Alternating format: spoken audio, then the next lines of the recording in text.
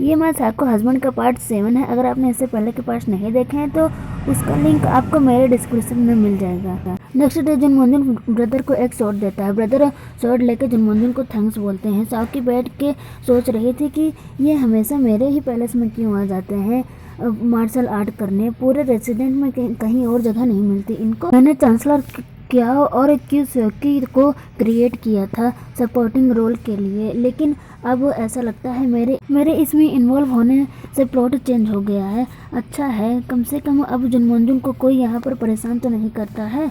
मैं होप करती हूँ कि जुनमुनजुन अपना रिवेंज ना ले। ब्रदर साओकी को बुलाते हैं और साओकी से कहते हैं तुम दिन में ड्रीम देख रही है। साओकी कहती है मैं बस ऐसे ही शौक में थी इस सब की वजह से। जुनमुनजुन साओकी को घूरता जा रहा था। ब्रदर कहते हैं तुमने सुना नहीं मैंने क्या कहा? मैं ये बता रहा था कि जुनमुनजुन अपना पैलेस बनाने के लिए यहाँ से जा रहा है। साओकी सोचते हैं मैंने प्लॉट में लिखा था कि जुनमुनजुन अपना रॉयल पैलेस बनाने के लिए साओकी के रेसिडेंस को चुनेगा, जिसके बीच उसे पता चल जाएगा कि चांसलर क्या मुफेन ने राज में गद्दारी की थी। ये जानने के बाद जुनमुनजुन तुरंत क्या फैमिली को मार देगा। ऑफ कोर्स ये सब रियल नहीं था, ये सब जुनमुनजुन को अपने रिवेंज लेने के लिए ये सब किया था। इसकी वजह से जुनमुनजुन और किंग के बीच मनमुटाव पैदा हो जाता है। जुनमुनजुन कहता है मेरे महल बनाने के लिए ओल्ड क्याओ रेसिडेंस का प्लेस बहुत अच्छा रहेगा। ब्रदर कहते हैं ये तो बहुत अच्छी चॉइस है, वो लोकेशन हमारे यहाँ से बहुत पास में है।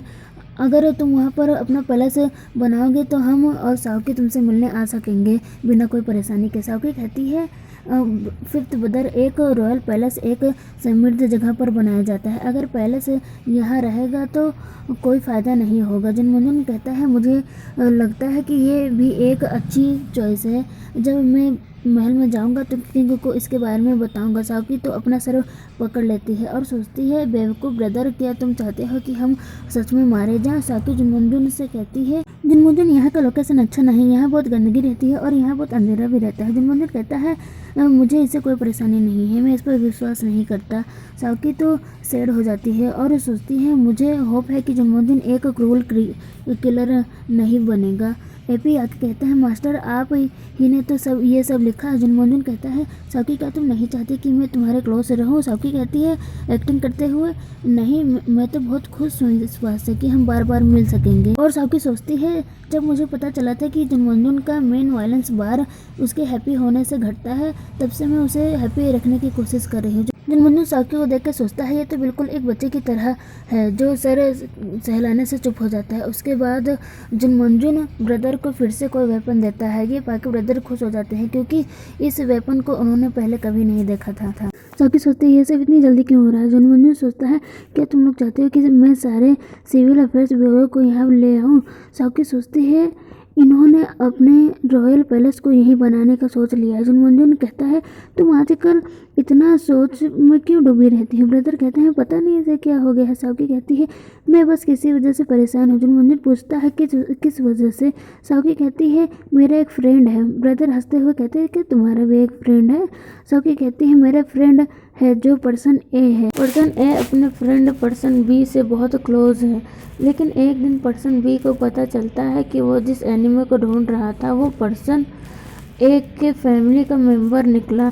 इस प्रॉब्लम का सलूशन क्या है? जुनमुनजुन कहता है ये तो इस पर डिपेंड करता है कि उनकी दुश्मनी कितनी गहरी है। साओकी कहती है ये दुश्मनी इतनी गहरी है कि वो तो पर्सन ए के सारे फैमिली को मारना चाहता है। ये सुनकर तो ब्रदर शौक हो जाते हैं कि इतनी गहरी दुश्मनी। अभी तक साओकी जिस पर्सन ए और बी के बारे में बात कर रही थी वो अपने और जुनमुनजुन के बारे में कर रही थी। वो पर्सन ए साओकी बस जुनमुनजुन के मन की बात जानना चाहती थी कि वो आगे वो अपना रिवेंज लेने वाला है कि नहीं। ब्रदर कहता है ये पर्सन बी ने बताया कि वो इस तरह से अपना रिवेंज लेना चाहता है?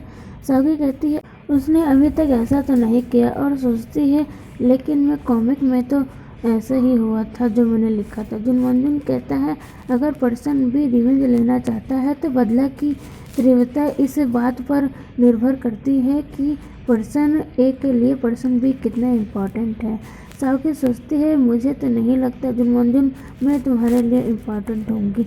जुनमोनजुन कहता है कि तुम जिस पर्सन की बात कर रही हो वो पर्सन ए खुद ही ये सब सोच रहा है, उसने कभी पर्सन बी से इसके बारे में बात नहीं किया।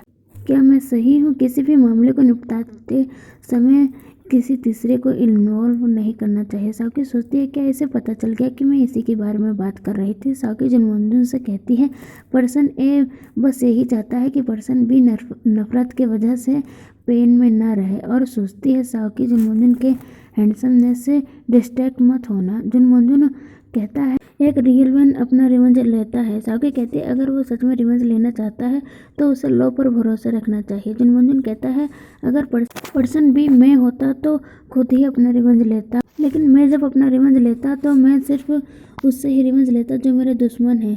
मैं फैमिली को नहीं फंसाता। सेवंथ मिस, आपके फ्रेंड को चिंता करने की ज़रूरत नहीं है। और जाते हुए कहता है, मुझे काम है, मैं जा रहा हूँ। ब्रदर कहते हैं, अभी तो सब कुछ ठीक चल रहा था, अब क्या हो गया? उसके बाद चांसलर के पैलेस के बाहर का सीन दिखाया जाता है। साउकी को जिसका डर था वही हो रहा था। जुनमोनजुन अपने गार्ड्स के साथ चांसलर को बंदी बनाया हुआ था। जुनमोनजुन अपने गार्ड से कहता है, चांसलर के पैलेस से कोई भी बाहर नहीं जाना चाहिए, चारों तरफ से पैलेस को घेर लो। इधर साउकी सो रही थी। बाहर इतने शोर और चिल्लाने की आवाज़ सुनकर वो उठ जाती है। तभी साउकी को चांसलर की आवाज़ सुनाई देती है जो कह रहे थे, मेरे साथ अन्याय हो रहा है। साउकी सोचती है कि जुनमोनजुन सच में चांसलर क्याओ मुफेंग को मारने वाला है।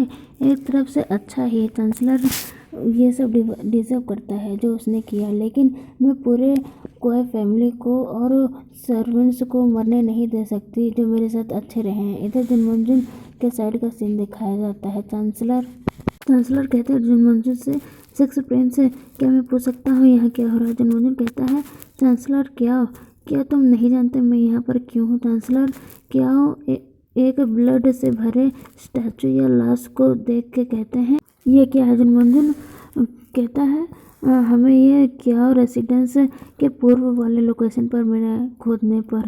चांसलर कहते हैं, मैंने इसे कभी नहीं देखा, आप मुझे फंसा रहे हैं। जुनमोनजुन कहता है, चांसलर क्या मुफेंग इस कंट्री के चांसलर हैं और इन्होंने अपने इविल इंटेंशन को छुपाया और देश से गद्दारी की। लॉ के अकॉर्डिंग इनके सारी फैमिली को फांसी दी जानी चाहिए। जुनमोनजुन अब वो पूरे अपने रिवेंज वाले मूड में था।